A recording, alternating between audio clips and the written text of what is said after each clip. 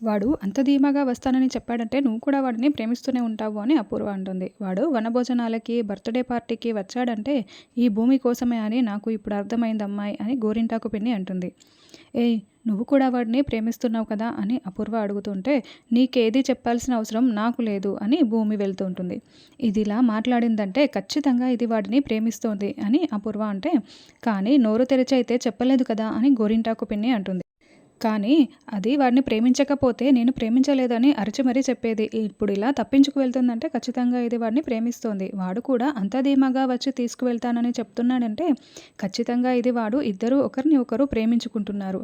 ఒకవేళ వాడు రేపు వచ్చి ఈ భూమిని తీసుకువెళ్ళినట్లయితే ఇక జీవితంలో మా బావ భూమి ముఖం చూడడు. నేను ఎప్పటినుంచో ఎదురు చూస్తున్నది కూడా ఇదే కదా!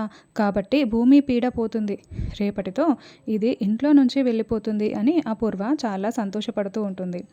శరశ్చంద్ర గార్డెన్‌లో అటూ ఇటూ తిరుగుతూ గగన్ మాట్లాడిన మాటల్ని గుర్తు చేసుకుంటూ కోపంతో రగిలిపోతూ ఉంటాడు. అప్పుడే భూమి అక్కడికి వచ్చి అంకుల్ నేను మీతో మాట్లాడాలి అని అనడంతో, అంతకన్నా ముందు నేను నీతో మాట్లాడాలమ్మా. ఎంత ధైర్యం ఉంటే ఆ గగన్ గాడు ఇంటికి వచ్చి నీకు బొట్టు పెట్టి వాడితో పాటు తీసుకువెళ్తానని చెప్తాడు. వాడిది ధైర్యం అనుకోవాలా? లేక ఓవర్ కాన్ఫిడెన్స్ అనుకోవాలా? 4 రోజులు ఆశ్రయం ఇస్తే ఎవరైనా కూడా కొనుక్కున్న మేకపిల్లలా వాడి వెనక వెళ్ళిపోతారనుకుంటున్నాడా? వాడిని వాడి ఓవర్ కాన్ఫిడెన్స్‌తో ఉన్న ధైర్యాన్ని ఇక్కడే పెట్టేస్తాను అని శరశ్చంద్ర మండిపడుతూ ఉంటాడు. అంకుల్ మీరు కాస్త కోపం తగ్గించుకొని కూల్ అవ్వండి అంకుల్ కూల్ అని శరశ్చంద్రని అంటే నేను ఇక్కడ రగిలిపోతూ ఉంటే ఎక్కడ కూల్‌గా ఉండేదమ్మా అని శరశ్చంద్ర అంటాడు. నేను మీ ఆరోగ్యాన్ని దృష్టిలో పెట్టుకొని మాట్లాడుతున్నాను అంకుల్. రేపు జరగబోయే దాని గురించి ఇప్పుడు ఆలోచించి మనసు పాడు చేసుకోవడం ఎందుకు? కాస్త శాంతించండి అని భూమి అంటుంది. నా గురించి నువ్వు ఇంతలా ఆలోచిస్తావు కాబట్టే కదమ్మా నిన్ను నేను ఆ దేవుడిచ్చిన కూతురు అనుకునేది. నీలాంటి బంగారు తల్లి నన్ను వదిలి వెళ్ళిపోతూ ఉంటే నేను ఎలా చూస్తూ ఊరుకుంటాను?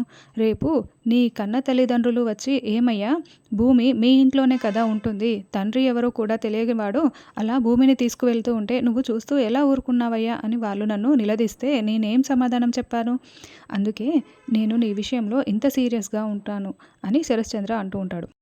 అంకుల్ కొంచెం ప్రశాంతంగా ఉండండి అని భూమి చెప్తూ ఉంటుంది. సరే నువ్వేదో మాట్లాడాలి అన్నావు కదమ్మా మాట్లాడమ్మా అని శరశ్చంద్ర అంటే, మీ ఆరోగ్యం గురించి శ్రద్ధ చూపించమని చెప్పాలనుకున్నాను. చెప్పాను కదా అంకుల్ అని భూమి అంటుంది.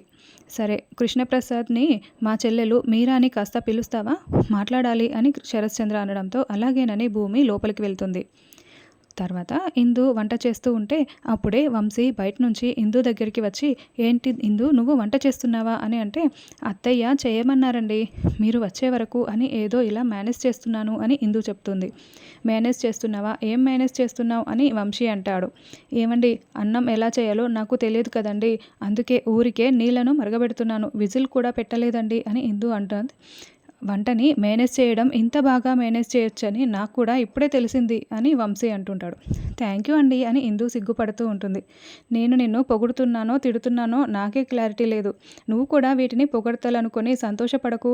ఇప్పుడు నువ్వు వంట చేయకుండా ఉండాలంటే మా అమ్మ నాన్నకి ఒక మంచి డోస్ ఇవ్వాలి. చూస్తూ ఉండు ఏం చేస్తానో అని వరండాలో కూర్చొని తింటున్న వెంకటేష్ సౌందర్యాల దగ్గరికి వచ్చి వంశీ నీ వీడియో తీస్తూ ఉంటాడు.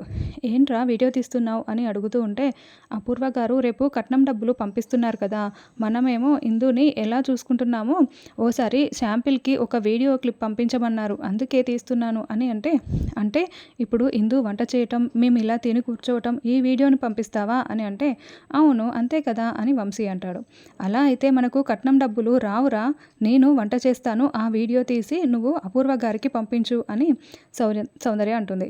అయినా కట్నం డబ్బులు రావేమో అమ్మా అని అంటే, ఎందుకని అని వెంకటేష్ సౌందర్య ప్రశ్నిస్తూ ఉంటారు. ఎందుకంటే ఇందుని మనం బాగా చూసుకుంటామో లేదో వాళ్ళ అత్తయ్య అడిగినప్పుడు ఇందు నా చేత వంట చేయించిందని చెప్తుంది కదా, అప్పుడైనా దొరికిపోతాం కదా అని అంటే, లేదులే అలాగైతే కొన్ని రోజులు నేనే వంట చేస్తాను నువ్వు షికార్లు తిప్పు అని ఆవిడ చెప్తూ ఉంటుంది. అలాగే మేము షికార్లకు వెళ్తున్నాం అని వంశీ చెప్తాడు.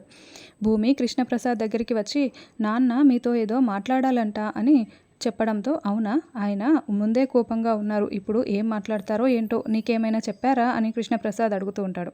చెప్పలేదని భూమి చెప్తుంది. మీరా మీరా మీ అన్నయ్య ఎంతో మాట్లాడాలంట అని భూమి, కృష్ణప్రసాద్, మీరా గార్డెన్లో ఉన్న శరశ్చంద్ర దగ్గరికి వస్తూ ఉంటారు. వెంటనే గోరింటాకు పిన్ని చూసేసి అపూర్వ దగ్గరికి పరుగులు పెడుతూ వెళ్ళి, వాళ్ళేదో మాట్లాడుకుంటున్నారు, అక్కడ ఏదో ఒక మాట నీకు ఉపయోగపడవచ్చు, అప్పుడు నువ్వు పెద్ద భూకంపం సృష్టించవచ్చు, రా రా అని పిలుచుకు వస్తూ ఉంటుంది. ఏంటి మాట్లాడాలి అన్నారంట అని కృష్ణప్రసాద్ శరశ్చంద్రని అడుగుతూ ఉంటాడు. చూడు కృష్ణప్రసాద్, ఇందాకే భూమి మీ ఆరోగ్యం జాగ్రత్త, కొంచెం శాంతంగా ఉండమని చెప్పింది, అందుకే నేను శాంతంగా మాట్లాడుతున్నాను, కూల్గా మాట్లాడుతున్నాను కదా అని చెప్పి మీ భార్యాభర్తలు నా మాటల్ని తేలిగ్గా తీసుకోకండి అని శరశ్చంద్ర అరుస్తూ ఉంటే, చెప్పండి అన్నయ్య అని మీరా అంటుంది. మీ ఆయన ఎప్పటికప్పుడు మన కళ్ళు కప్పి ఆ శారద ఇంటికి వెళ్ళి వస్తున్నాడు కదా, మనం వద్దన్నా వదులుకోలేని బంధాన్ని మెయింటైన్ చేస్తున్నాడు కదా అని శరశ్చంద్ర అంటే, ఇప్పుడు అవన్నీ ఎందుకన్నయ్యా అని మీరా అంటుంది. ఇప్పుడు అవన్నీ ఎందుకు అనుకోబట్టే ఇంతవరకు వచ్చింది. ఆ గగన్ గాడిని చంపేద్దామని రైఫిల్ తీసుకుని వెళ్ళినప్పుడే దాంట్లో బుల్లెట్లు తీసి మీ ఆయనే ఆ గగన్ గాడిని కాపాడాడు. ఆ రోజు కాపాడకపోయి ఉంటే ఈ పాటికి గగన్ గాడు చచ్చి ఉండేవాడు. వాడే కనుక చచ్చి ఉంటే ఈరోజు నాతో ఇలా ఛాలెంజ్ చేసేవాడే కాదు. చూడు కృష్ణప్రసాద్, రేపు నీ అన్అఫీషియల్ కొడుకు వస్తున్నాడన్న విషయం నీకు తెలుసు, వాడు వస్తే నేను చంపే తీరుతాను అని శరశ్చంద్ర చెప్తూ ఉంటాడు. భూమి, కృష్ణప్రసాద్ ఇద్దరూ షాకింగ్గా చూస్తూ టెన్షన్ పడుతూ ఉంటారు. నేను చంపుతున్నప్పుడు నువ్వు అడ్డుకునే ప్రయత్నం చేస్తే నిర్దాక్షిణ్యంగా నిన్ను, మీరాని, నీ పిల్లల్ని ఇంట్లో నుంచి గెంటేస్తాను, అప్పుడు బ్రతుకు భారం ఏంటో నీకు కూడా తెలుస్తుంది అని శరశ్చంద్ర వార్నింగ్ ఇస్తూ ఉంటాడు. అమ్మాయి, మీ బావ చాలా కోపంగానే ఉన్నాడు అని గోరింటాకు పిన్ని అంటే, చూస్తున్నాను కదా అని అపూర్వ అంటుంది. అదేంటన్నయ్య అలా మాట్లాడతావు, మా వాడిని పక్కన పెడితే అసలు మాకు ఆ గగన్ గాడికి ఎలాంటి సంబంధం లేదు, మాకు గగన్కి ఎలాంటి సంబంధం లేనప్పుడు ఆ గగన్ ఈ ఇంటికి భూమి కోసం వస్తే ఎలాంటి సంబంధం లేని మమ్మల్ని ఇంట్లో నుంచి ఎందుకు బయటికి గెంటేస్తావు, ఎందుకు రోడ్డు మీద పడేస్తావు, ఇదెక్కడి న్యాయం అన్నయ్య అని మీరా నిలదీస్తూ ఉంటే, భర్త ఎక్కడ ఉంటే భార్య అక్కడే ఉండాలి, అదే న్యాయం, రేపు మీ ఆయన వల్ల ఏదైనా తేడా వస్తే ఆ న్యాయమే నేను చేస్తానని చెప్తున్నాను, ఈ ఇల్లు నాది, ఎవరితో సంబంధం ఉంటుందో డిసైడ్ చేయాల్సింది నేను, భూమి నా కూతురని 100 సార్లు మీకందరికీ ఎన్నోసార్లు చెప్పాను, చెల్లెల కంటే కూతురికి ఈ ఇంట్లో ఉండే హక్కు ఎక్కువగా ఉంటుందని మీ అందరికీ తెలిసిందే కదా, అర్థమైందా, నువ్వే మీ ఆయన్ని కంట్రోల్ చేస్తావో లేకుంటే అన్అఫీషియల్ కొడుకుని మీ ఆయన కంట్రోల్ చేస్తాడో నాకు అనవసరం, రేపు వాడు వస్తే జరిగే పరిణామం చెప్పాను కదా అదే జరుగుతుంది అని శరశ్చంద్ర చెప్పడంతో, అలాగే అన్నయ్య అని మీరా అంటుంది.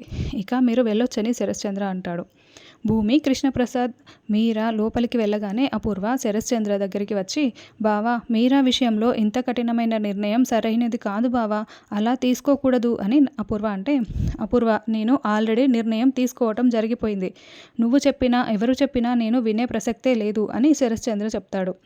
నన్ను కాసేపు ఒంటరిగా వదిలేయండి అని శరశ్చంద్ర చెప్పడంతో అలాగేనని అపూర్వ లోపలికి వెళ్తుంది.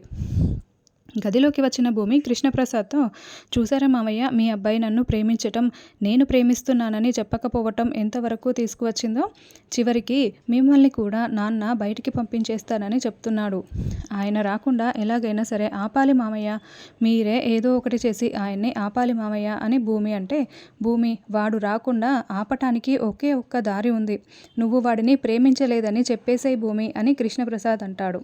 అప్పుడు వాడిక రాడు అని కృష్ణప్రసాద్ అనడంతో భూమి ఆలోచిస్తూ ఉంటుంది.